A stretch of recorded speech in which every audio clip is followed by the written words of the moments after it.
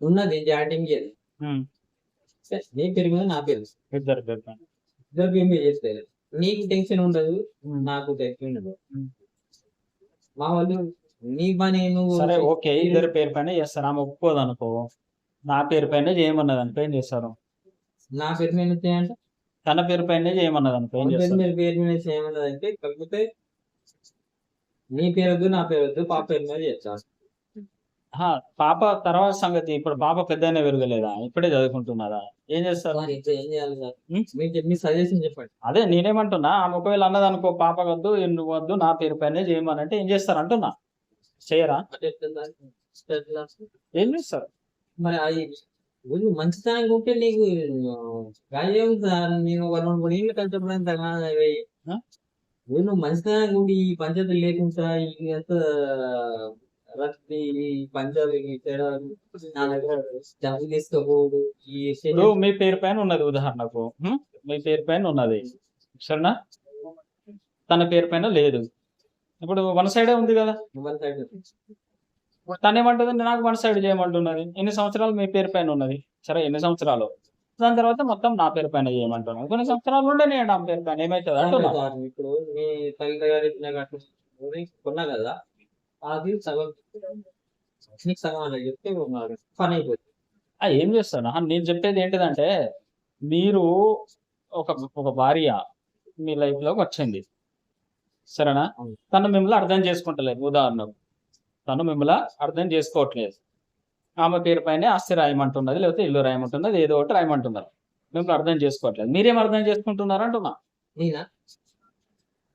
నేను అర్థం చేసుకునే కదా సార్, నేను నా భార్య నా బిడ్డ ఏడా రాస్తలేరు కదా, ఆమె రాయమంటే రాస్తేనే. ఇప్పుడు సపోజ్ చెప్తున్నా సార్, ఇప్పుడు ఏం చేస్తారు అంటే సంపాదించిన చెప్పేది ఏంటిదంటే, ఇప్పుడు మీరు తను ఒక లేడీ, మీరు జెంట్స్ అంతేనా?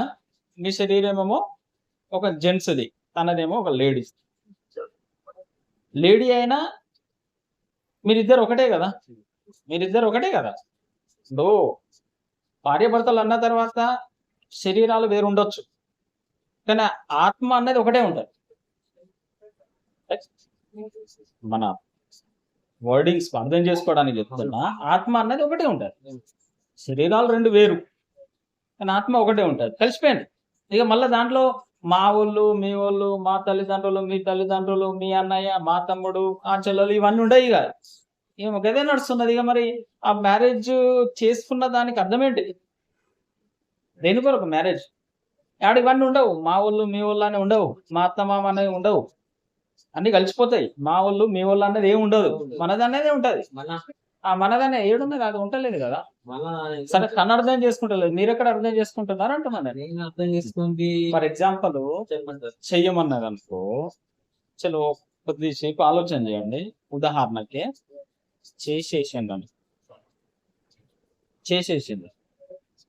చేసేస్తారు, మీరు కష్టపడరా? కష్టపడతారు. అంటే మీకేమన్నా భయం ఉన్నదా తను అన్ని పట్టుకొని వెళ్ళిపోతుందని? ఎటుకి వెళ్ళినా కానీ ఒకటి చెప్తాను, భయం ఉందా ఏమన్నా? నాకు అంటే ఎదురువరకే నేను అవి తీసుకెళ్ళింది కాబట్టి కొంచెం భయం అవుతుంది. పోతాయి నా ప్లాట్ పోతాయి అనేది ఏం లేదు, చేస్తా చేయండి కాదు. ఆమె ఎంత దూరం పోయినా గానీ ఇప్పుడు నా భార్య అంటారు, నా కూతురే అంటారు. మీ అమ్మగారి ఫర్ ఎగ్జాంపుల్ మీరు చేసేసాను. ఫర్ ఎగ్జాంపుల్ ఉదాహరణకు మీరు మొత్తం మాస్టర్ అంతా తన పేరు పైన చేశాను, తన అన్ని పట్టుకొని వెళ్ళిపోయింది అనుకో. ఉదాహరణ వెళ్ళిపోయింది, వాళ్ళ తల్లిదండ్రుల నుంచి వెళ్ళిపోయింది. ఏమైతుంది? వెళ్ళిపోయింది అనుకో, ఏమవుతుంది? ఏం కాదు కదా, నాకైతే కాళ్ళకి మంచిగా ఉన్నాయి కదా, చేసుకుంటారు. ఏం కావాలి? తినడానికి 2 రొట్టెలు కావాలి ఉదాహరణకు, కొంత పువ్వు కావాలి, కొంచెం అన్నం కావాలి, ఉండడానికి ఒక చిన్న ఇలాంటిది ఒక చిన్న షెల్టర్ కావాలి. నాకు కాళ్ళ భయం ఏమున్నది అంటున్నా. నాకు కాళ్ళ రెక్కలు చేసేయండి, తనకు చేసేయండి. నా కాళ్ళ రెక్కలు మంచిగా ఉన్నాయి, నా కాళ్ళ రెక్కలు మంచిగా ఉన్నాయి. ఇంకా 4-10-20 ఏళ్ళు పనిచేసేంత కెపాసిటీ నాకు ఉన్నది. మెంటాలిటీ కూడా నాకు ఆ బస్సు ఏది ఒకటి ఏంటిది, మీరు ఒక డాక్టర్ సార్, మీరు ఒక డాక్టర్, మీరు వచ్చి ఇట్లా పట్టింది ఏం రోగం ఏం కథ అనేది మీరు ఇట్లా చూస్తూనే మీకు అర్థమైంది.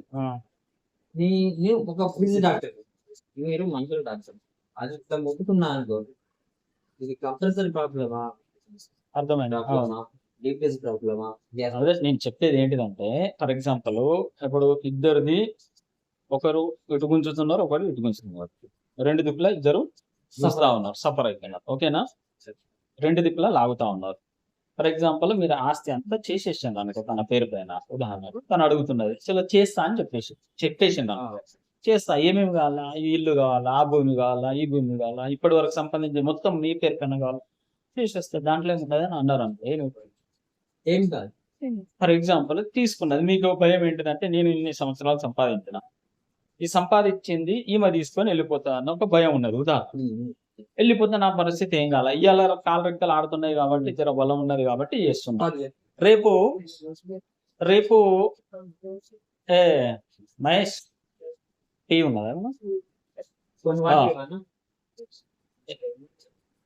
ఇగో ఏ బాబు, ఇక్కడ వాటర్ బాటిల్ నాకు లోపల వాటర్ బాటిల్ ఏమైతే ఏం కాదు సార్.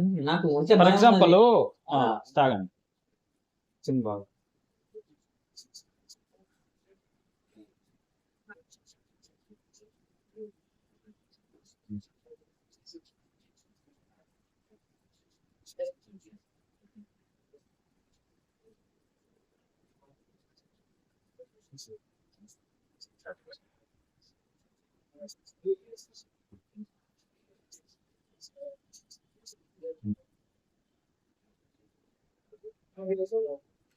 సార్ ఒకటి చెప్పిన, నాకు మొత్తం రాసిచ్చిన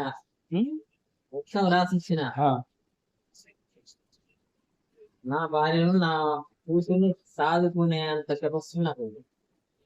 ఉదాహరణకు చెప్తున్నా, మీరు మొత్తం నాకు రాసి అన్నారు, రాసిస్తా అనుకో సార్. తినదు తాగదు, అది వేసి పక్క పెట్టుకోవాలి సార్. దాని మైండ్ సెట్ అనేది నాకు రాసిస్తేనే మంచిగా అన్న ఫీలింగ్ ఉన్నది కదా. రాసిస్తా, తీసుకో, నీ దగ్గరనే పెట్టుకో, బ్యాంకులో పెట్టుకో, నువ్వు లాక్లో పెట్టుకో, నువ్వు ఎక్కడన్నా పెట్టు. అది లేకున్నా కానీ నాకు నా కూతురును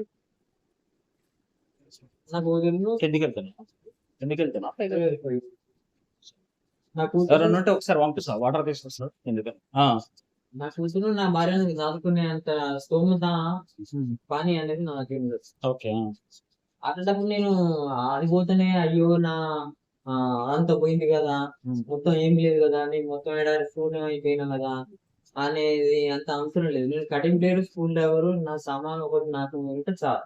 రోజు ఒక 2 కేజీలు వస్తున్నాయి కానీ, రోజు 2 కేజీలు వస్తున్నాయి కానీ అవన్నీ మీరు చెప్పే మాట చెప్తున్నారు కానీ ఎందుకు ధైర్యం చేస్తలేరు అంటున్నా. చెప్పండి, రాసిస్తా, ఏం కావాలి నీకు.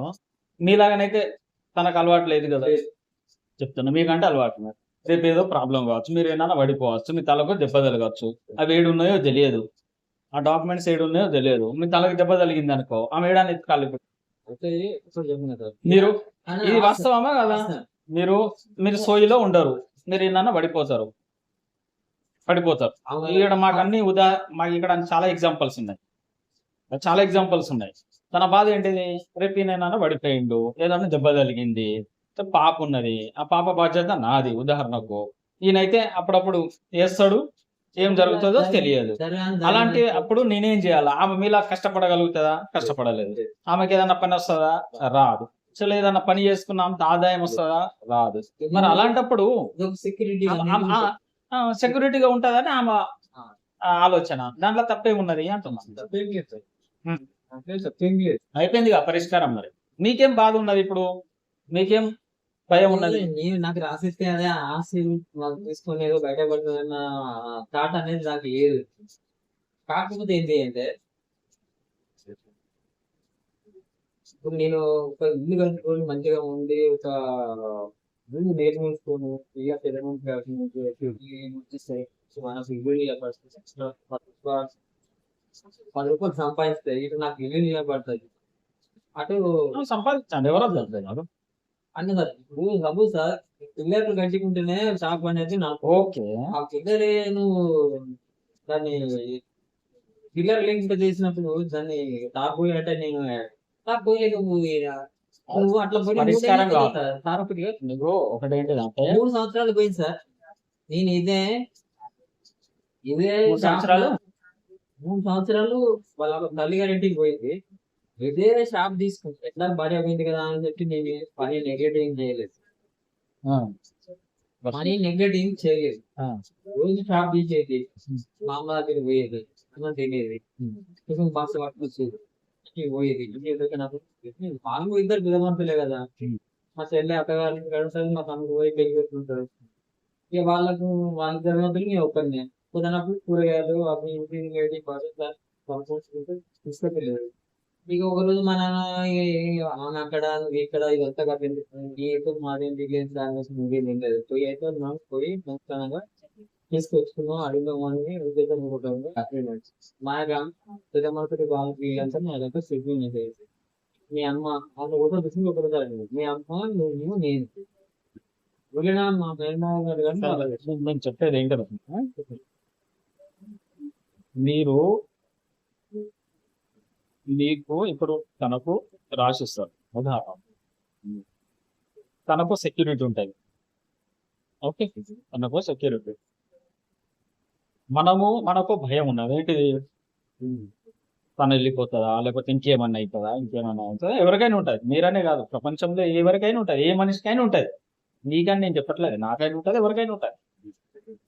కానీ తను చెయ్యి అని ఎంబడబడుతుంది కాబట్టి అవి తన పేరుకైనా చేస్తా అనడం లేకపోతే చేసేయడం మనకు ఆ నమ్మకం ఉంటాయి.